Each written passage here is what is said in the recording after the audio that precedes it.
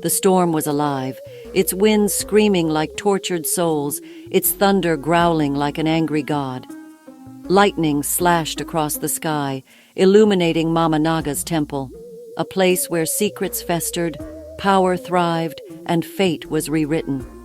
The serpentine carvings on the temple walls seemed to writhe under the flickering light, as though alive.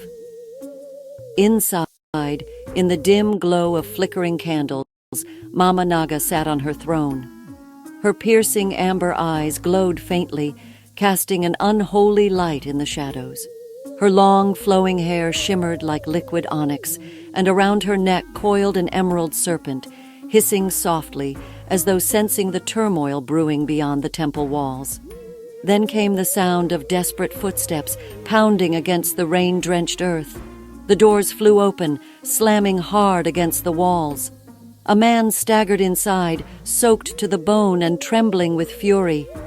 His eyes burned, wild and feral, as he fell to his knees before her throne. "Mama Naga!"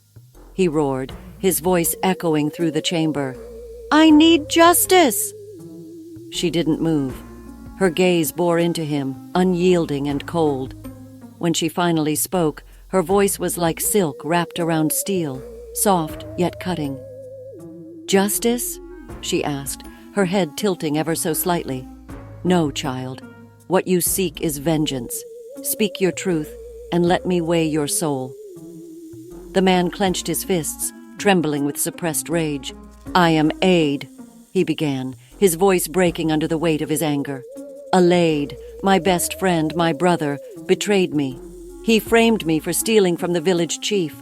I was whipped, humiliated, cast out with nothing. While I suffered, he took everything, my lands, my wife, my honor. I want him to pay.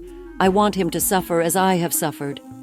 Mama Naga's lips curved into a faint, knowing smile. She rose gracefully from her throne, her robe shimmering like the scales of a serpent in the candlelight. "Vengeance is a venomous serpent, Aid," she said as she moved toward an ancient table.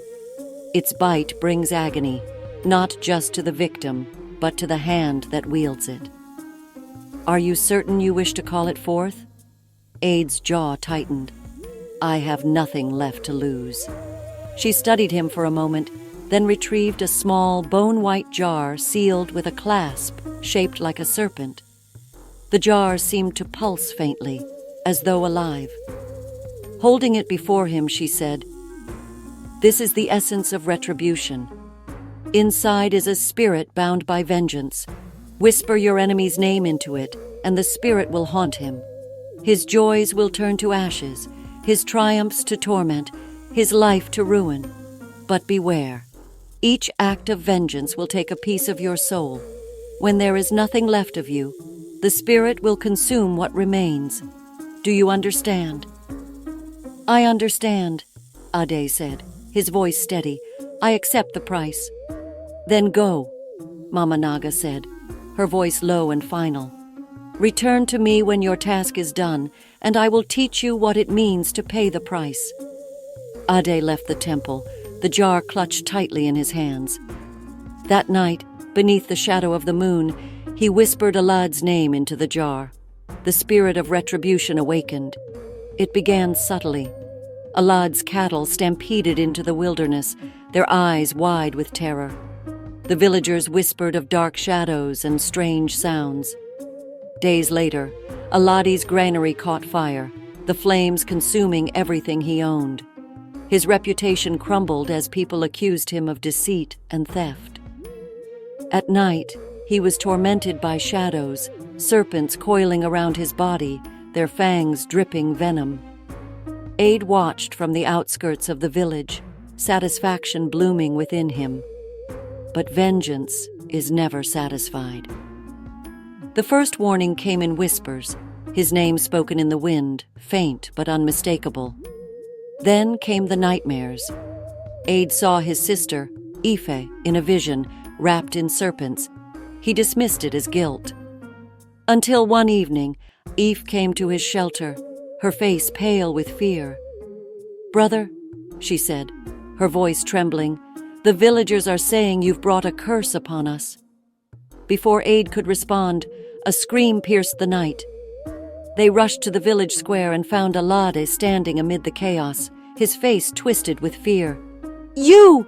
he screamed, pointing at Aid. "You brought this curse upon us!" But the spirit of retribution was not done. That night, as Ive sat by the fire, shadows began to shift around her. Aid saw it too late, a smoky figure coiling around her like a viper. She gasped, clutching her chest, and collapsed to the ground. "Ife!" Aid cried, rushing to her side. Her eyes fluttered open briefly, filled with pain. "Why, brother?" she whispered. "Why did you bring this upon us?" Her words broke him. She died in his arms. Ade carried her lifeless body to Mama Naga, collapsing at her feet, tears streaming down his face.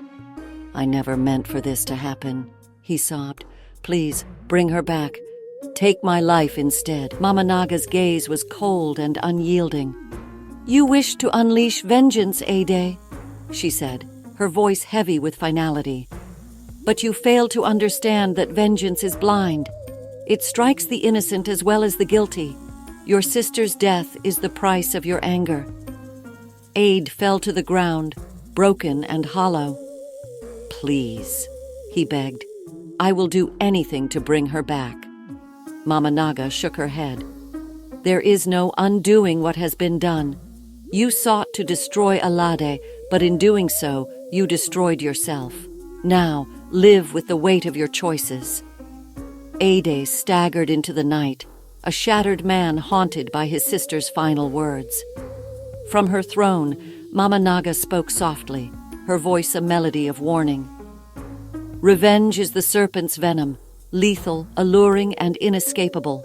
To drink of it is to perish, drop by bitter drop." The candles flickered, their flames casting restless shadows as the storm outside roared on.